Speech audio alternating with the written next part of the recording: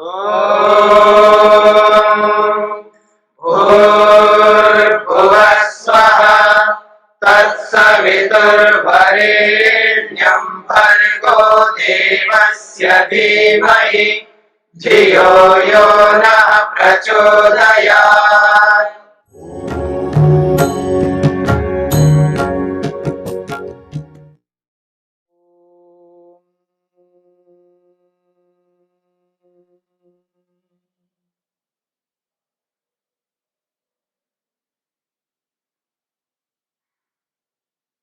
योग में मन।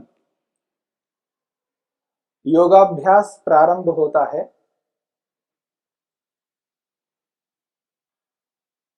व्यक्ति का योग में रुचि होने पर।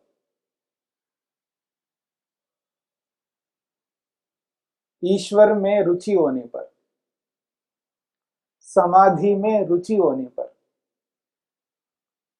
मोक्ष में रुचि होने पर।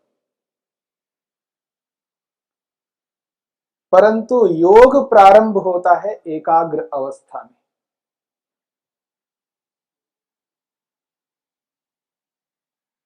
विवेक और वैराग्य। मनुष्य के जीवन में विवेक और वैराग्य ये दोनों विशेष महत्व रखते हैं। यदि व्यक्ति के जीवन में विवेक और वैराग्य नहीं है तो समझ लेना चाहिए दुखी रहेगा। मनुष्य के दुखों को दूर करने वाले विवेक और वैराग्य हैं।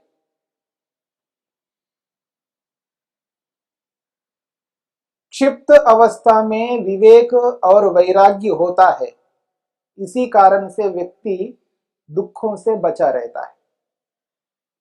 मूढ़ अवस्था में भी विवेक और वैराग्य होता है, विक्षिप्त अवस्था में भी विवेक और वैराग्य होता है। परंतु वो जो विवेक होता है उस विवेक से, उस वैराग्य से दुखों को तो दूर करता है, परंतु उन दुखों को दूर करता है जिन दुखों को दूर करने से आत्मा को वो तृप्ति नहीं मिलती है, वो संतोष नहीं मिलता है जो वो चाहता है।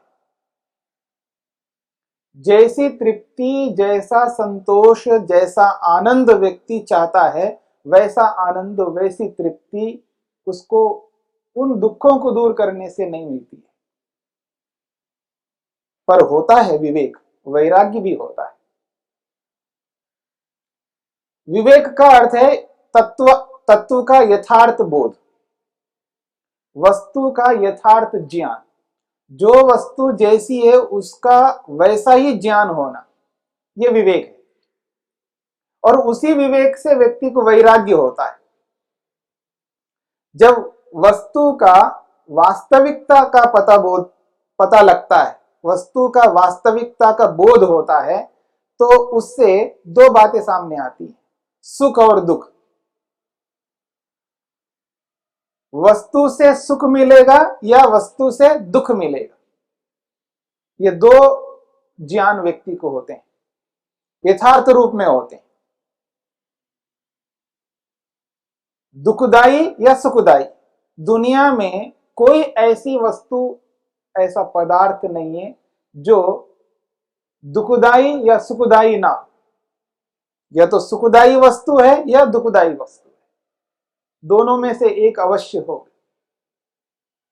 तो उस स्थिति में व्यक्ति को यह बोध होता है कि यह वस्तु सुखदाई है या दुखदाई है।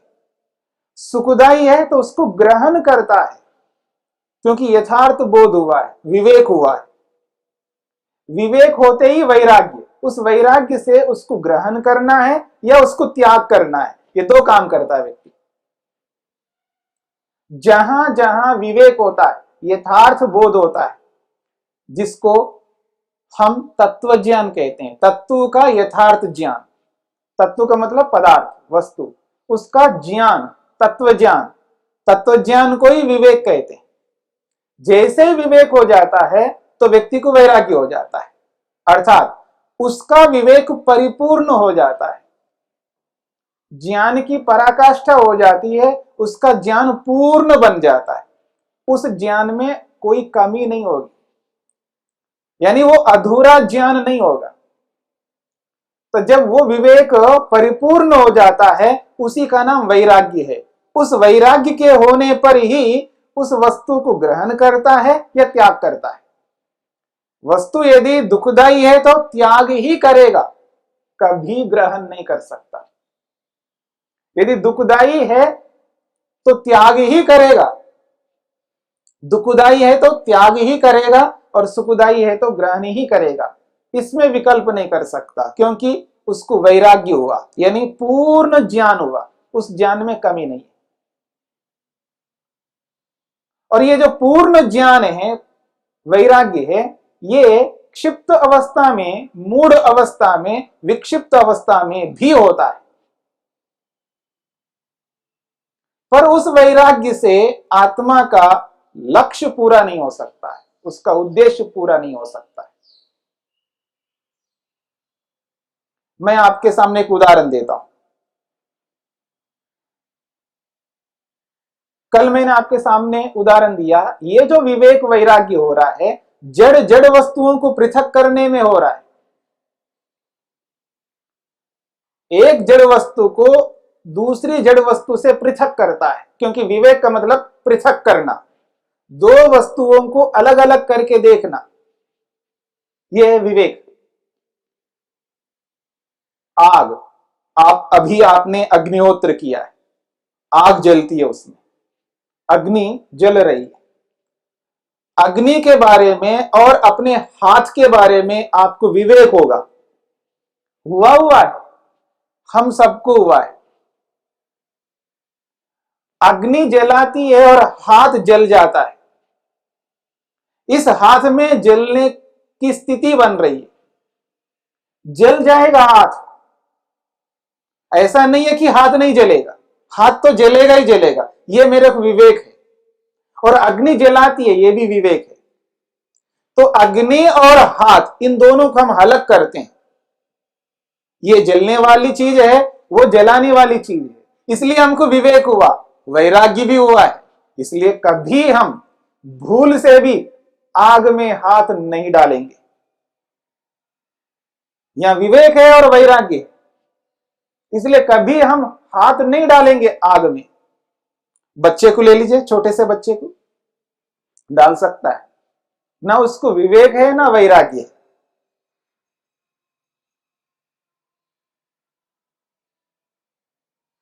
यहां जो विवेक वैराग्य है, ये क्षिप्त अवस्था में भी हो सकता है, मूढ़ अवस्था में भी हो सकता है, विक्षिप्त अवस्था में भी हो सकता है। इस विवेक से, इस वैराग्य से आत्मा का बोध नहीं हो सकता, आत्म साक्षात्कार नहीं हो सकता।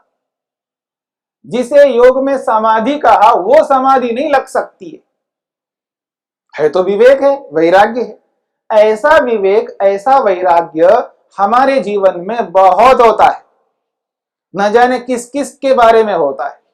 इतने मात्र से वो वैराग्यवान व्यक्ति है नहीं कहा जाएगा,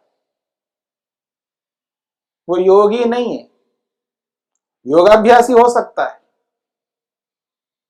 क्योंकि योग प्रारंभ होता है एकाग्र अवस्था में, एकाग्र अवस्था में जो विवेक होता है, जो वैराग्य होता है, उस विवेक से, उस वैराग्य से आत्मा का दर्शन होता है, आत्म साक्षात्कार होता है, समाधि लगती है। और योग वहीं से प्रारंभ होता है, एकाग्र अवस्था में ही योग प्रारंभ होता है। एक सज्जन व्यक्ति है, उसको पता है मेरी सज्जनता क्या है। एक दुष्ट व्यक्ति है, उसको पता है दुष्ट व्यक्ति का मतलब क्या होता है। सज्जन व्यक्ति को ये एहसास होता है, अनुभूति होती है, दुष्टता क्या है और सज्जनता क्या है। वो स्वयं अपनी सज्जनता को समझता है, सामने वाले की दुष्टता को समझता है, एक चेतन को अलग कर रहा है। यहां भी विवेक हो रहा है और वहां भी वैराग्य होता है। और सज्जन व्यक्ति दुष्ट व्यक्ति को ग्रहण कभी नहीं कर सकता। उसका न्याय, उसका सत्य, उसकी अहिंसा, उसका ब्रह्मचर्य, उसका संयम उसको एक होने नहीं देता, उसको ग्रहण करने नहीं देता है, उसको हटाता है, क्योंकि वो दुष्ट है। वहां भी विवेक होता है, वहां भी वैराग्य होता है। इसलिए सज्जन दुष्ट को ग्रहण नहीं कर सकता। तो जहां चेतनों को अलग करने की स्थिति होगी, एक चेतन दूसरे चेतन को अलग करता है, अथवा एक जड़ वस्तु को दूसरी जड़ वस्तु से हम अलग कर रहे हैं, वहां जो विवेक होता है, वहां जो वैराग्य होता है, उस विवेक से, उस वैराग्य से आत्मा का प्रयोजन पूरा नहीं हो सकता। इसलिए दुनिया में जितने भी मनुष्य हैं, सभी मनुष्यों को विवेक होता है, वैराग्य भी होता है, पर उस विवेक वैराग्य से प्रयोजन की सिद्धि नहीं होती है।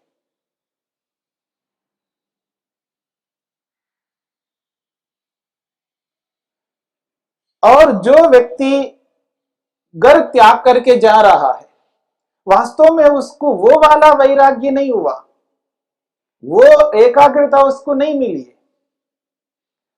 योग में जिस एकाग्रता की चर्चा है, जिस एकाग्रता में जो विवेक व्यक्ति को होता है, जो वैराग्य होता है, वो विवेक, वो वैराग्य उस व्यक्ति को नहीं हुआ है जो घर छोड़ करके जा रहा है। और मोटी भाषा में उसको भगोड़ा कहते हैं, जो जिम्मेदारियों से, कर्तव्यों से मुंह मोड़ करके भाग रहा होता है। ऐसे बहुत सारे लोग ऐसे घर छोड़ करके जाते हैं, घर त्याग करके जाते हैं। वो कोई विवेक, कोई वो विवेक, वो वैराग्य, वो वाला विवेक, वो वाला वैराग्य नहीं है जो एकाग्र अवस्था में प्राप्त होता है।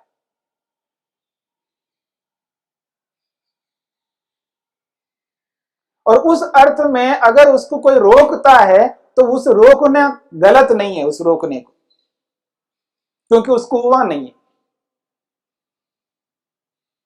हाँ, वास्तव में एकाग्रता की स्थिति आ गई है और उसको विवेक हुआ है, वैराग्य हुआ है, उसको रोकना गलत हो सकता है, उसको रोकना गलत हो सकता है। यदि कोई विद्यार्थी घर त्याग करके विद्या ग्रहण करने के लिए जाता है, वो विद्या ग्रहण करने के लिए जा रहा है। जैसे ब्रह्मचारी लोग घर छोड़ करके विद्या ग्रहण करने के लिए गुरुकुलों में जाते हैं, वो कोई वैराग्यवान नहीं है, कोई वो विवेकी नहीं है, वो तो विद्या ग्रहण करने के लिए जा रहे हैं, विद्या अर्जन करने के लिए जा रहे हैं। और याद रखना, विवेक और वैराग्य जिस एकाग्र अवस्था में प्राप्त होते हैं, वो ज्ञान की परिपूर्णता में होते हैं। तो ज्ञान है ही नहीं उस व्यक्ति के पास में, उसको कैसे विवेक होगा, कैसे वैराग्य होगा? उसको तो ज्ञानार्जन करना है। अभी वो घर से इसलिए दूर हो रहा है क्योंकि घर पे रहते हुए उस विद्या का अर्जन नहीं कर पाएगा, उस विद्या को प्राप्त नहीं कर पाएगा, इसलिए उसको घर से दूर रहना पड़ता है। वो गृह त्यागी नहीं है, सर्वथा त्याग नहीं किया उसने, वो तो किसी प्रयोजन को पाने के लिए कुछ समय के लिए घर उसने छोड़ दिया है। ऐसा हमको समझना चाहिए। तो ये जो विवेक है, ये जो वैराग्य है, जिस एकाग्रत अवस्था में प्राप्त होगा, उस विवेक को, उस वैराग्य को हमें प्राप्त करना है। हमें का मतलब जो अपने को आध्यात्मिक मानता है, जो अपने आप को योगाभ्यासी मानता है, जो वास्तव में योग करना चाहता है, तो योग प्रारंभ होता है एकाग्र अवस्था में। और जो योगाभ्यास करते हुए एकाग्र अवस्था को पाने की चेष्टा करते हैं, वैराग्य को पाने की चेष्टा करते हैं, उस चेष्टा में यदि अभ्यास निरंतर नहीं रहेगा, लंबे काल तक अभ्यास अगर हम नहीं करते हैं और उस लंबे काल तक अभ्यास करते हुए उसमें निरंतरता नहीं लाते हैं, और उस निरंतरता के साथ साथ में सत्कार को नहीं लाते हैं। सत्कार का मतलब है चार चीजें: एक तपस्या करते हुए अभ्यास करना है। जिस विवेक, जिस वैराग्य को पाने के लिए हम मेहनत पुरुषार्थ कर रहे हैं, वो तपपूर्वक होना चाहिए, तपस्या पूर्वक होना चाहिए और विद्या पूर्वक होना चाहिए। यानी विद्या अर्जन करना है हमको। विद्या अर्जन करते हुए, ज्ञानार्जन करते हुए उस पूर्णता की ओर बढ़ने के लिए व्यक्ति को मेहनत पुरुषार्थ करना होता है। तो विद्या पूर्वक होना चाहिए और संयम पूर्वक होना चाहिए, ब्रह्मचर्य पूर्वक होना चाहिए। और इन सबके साथ में महत्वपूर्ण बात है, जिस आत्मा को हम समझना चाह रहे हैं, अपने आप को एहसास करना चाह रहे हैं, स्वयं के प्रति श्रद्धा होनी चाहिए, आत्मा के प्रति श्रद्धा होनी चाहिए। यदि श्रद्धा पूर्वक हम नहीं कर रहे अभ्यास, विद्या पूर्वक नहीं कर रहे, ब्रह्मचर्य पूर्वक नहीं कर रहे, तप पूर्वक नहीं कर रहे, तो निश्चित रूप से उस स्थिति तक नहीं पहुंच पाते। जो हमारे में कमी है, इन चीजों में कमी आ रही है। या तो लंबे काल तक हम मेहनत नहीं कर पा रहे, यदि लंबे काल तक कर रहे हैं तो उसमें निरंतरता को नहीं बनाए रख पा रहे। जहां निरंतरता टूटती है, वहां हम उस स्थिति को नहीं पहुंच सकते। यदि निरंतरता है तो विद्या पूर्वक नहीं है, यदि विद्या पूर्वक है तो वहां श्रद्धा नहीं है। तो इनमें से कोई ना कोई एक कमी है, अथवा दो कमी, दोनों की कमी है, तीनों की कमी है, चारों की कमी है। तो इन स्थितियों को ध्यान में रखते हुए यदि हम अभ्यास निरंतर करते जाएंगे, यदि हम अपने आप को योगाभ्यासी मानते हैं या आध्यात्मिक मानते हैं, तो हमें ये करके चलना होगा, उस विवेक को पाना होगा। केवल अग्नि के बारे में ही विवेक उत्पन्न नहीं करना, केवल दुष्ट व्यक्ति के प्रति ही विवेक उत्पन्न नहीं करना। स्वयं आत्मा और जिस जड़ के साथ हम रह रहे हैं, अपना शरीर और आत्मा, शरीर और आत्मा के साथ भी हमें विवेक उत्पन्न करना है। यह बहुत महत्वपूर्ण है। विवेक उत्पन्न करने का जो प्रारंभ है, वैराग्य उत्पन्न करने का जो प्रारंभ है, वो स्वयं से आत्मा और मेरा शरीर, शरीर और मैं, ये दोनों को अलग करके देखना होगा। जड़ चेतन को अलग करके देखना होगा, इस शरीर के बारे में बोध करना होगा और स्वयं आत्मा के बारे में बोध करना होगा। यही सत्व पुरुष अन्यता ख्याति है।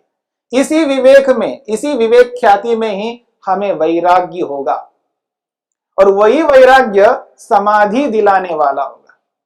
तभी हमें समाधि लग सकती है, और उसी समाधि में हम साक्षात्कार कर सकते हैं, स्वयं का और जड़ पदार्थों का भी। तो ये विवेक, ये वैराग्य व्यक्ति को वहां तक पहुंचाने वाले हैं जहां तक आत्मा पहुंचना चाहता है।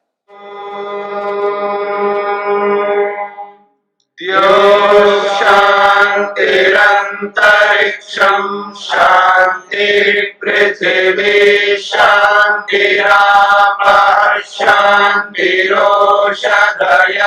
शांति वनस्पतयः शांतिर्विश्वे देवाः शांतिर्ब्रह्म शांति सर्वं शांति शांतिरेव शांति क्षमा शांतिरेधि।